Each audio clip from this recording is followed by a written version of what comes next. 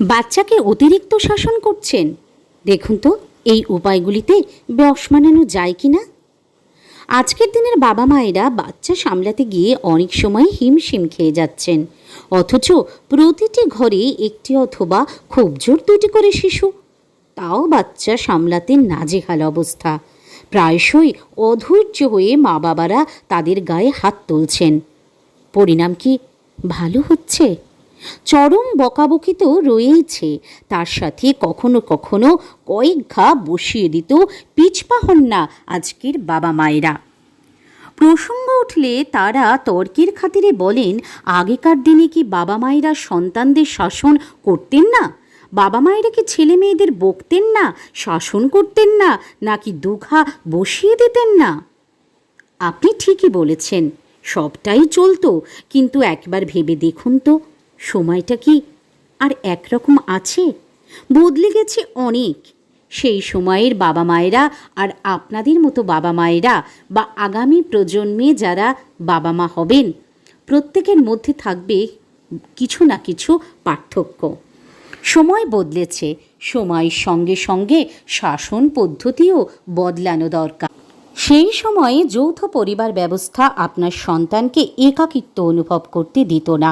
বাড়ির বড়দের কাছে আশ্রয় এবং প্রশ্রয় সবটাই পেত ছোট্ট সোনামণিটি। আজ নিউক্লিয়ার ফ্যামিলিতে ওর আশ্রয় কোথায়? বাবা মা ছাড়া ও কার কাছে নিরাপদ? কার কাছে গিয়ে কান্নাকাটি করবে? মন খারাপ হলে কাকেই বা মনের কথা বলবে? ভেবে দেখেছেন কি? তাই চরম বকাবকি নয়, ভরসা রাখুন এই পদ্ধতিগুলিতে। দেখুন আপনার ছোট্ট সোনামণিটি, আপনার আদরের সন্তানটি আপনার বশে থাকে কি না। নাম্বার 1, সন্তানকে বুঝিয়ে বলুন। বকাবকি নয়, তার বদলে শান্তভাবে বুঝিয়ে বলুন, কাজ হবে এতেই। একদম সঠিক কথা, যে কথাটি বুঝিয়ে বললে অবশ্যই কিন্তু কাজে দেবে। ওকে সবসময় বকাবকি নয় বা কথা না শুনলে মারধরও নয়, তার চাইতে ঠিক এবং ভুল যেটি সেটি ওকে বুঝিয়ে বলুন। কাজ হবে এতেই, এবং এতে বাবা মায়ের সঙ্গে সন্তানের দূরত্বও তৈরি হবে না।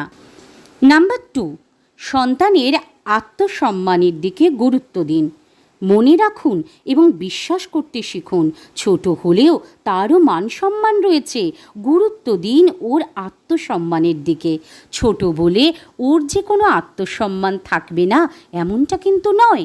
আপনি ওকে ভীষণ বকাবকি করছেন, কিন্তু একটু উল্টোভাবে ওর জায়গায় নিজেকে বসিয়ে ভাবুন, এই রকম বকাবকিতে আপনার কী প্রতিক্রিয়া হতে পারত, কী মনের অবস্থা হতো। এই কথাগুলো একবার যদি আপনি ভেবে নেন, তাহলে দেখবেন বিষয়টি কিন্তু অনেক সহজ হয়ে গেছে। নাম্বার 3, বন্ধুদের, মা বাবা, টিচারদের সামনে, আত্মীয় স্বজনের সামনে ওকে বকাবকি নয়, এতে ওর ব্যক্তিত্বে চোট লাগতে পারে। নজর দিন এই বিষয়ে। ছোট হলেও কিন্তু প্রখর আত্মসম্মানবোধ আছে আপনার বাড়ির ক্ষুদে সদস্যটির, তাই এই কথাটি সবসময় আপনাকে খেয়াল রাখতে হবে। সন্তানকে ভালোবাসুন, আদর করুন বুকে জড়িয়ে। অনেক বাড়িতে বাচ্চাটি একটু বড় হয়ে গেলে মা কিন্তু তাকে আগের মতো জড়িয়ে আর আদর করেন না। বাবারা তো অনেক ক্ষেত্রেই বিষয়টিকে এড়িয়ে যান। এই রকম না করে ভুল কাজটি যেমন কাছে রেখে বুঝিয়ে দেবেন, ঠিক একইভাবে আপনার আদরের সন্তানকে বুকে জড়িয়ে আদর করুন, কাছে টেনে নিন। দেখবেন এতে কিন্তু অনেক সমস্যার সমাধান হবে। নাম্বার 5, আপনার সন্তানকে যথেষ্ট পরিমাণে সময় দিন। মানছি আজকের দিনে স্বামী স্ত্রী উভয়ই ব্যস্ত, নিউক্লিয়ার ফ্যামিলিতে নিজেদের জন্য সময় নেই, কিন্তু তা বললে তো আর হবে না।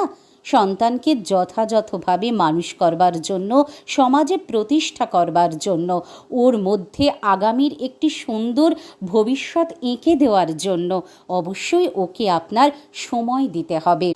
আর এই কর্মব্যস্ত জীবনে খানিকটা সময় ব্যয় করে যদি আপনি আপনার বাচ্চাটিকে দিতে পারেন, তাহলে দেখতে পাবেন অনেক সমস্যাই কিন্তু খুব সহজে সমাধান হয়ে গেছে।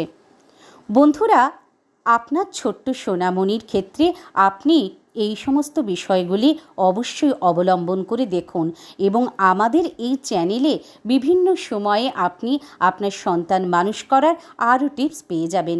আর যদি আপনাদের আরও কিছু প্রশ্ন থাকে তাহলে অবশ্যই আমাকে কমেন্ট বক্সে কমেন্ট করতে পারেন। আমি চেষ্টা করব আপনাদের যথাযথভাবে উত্তর দেওয়ার।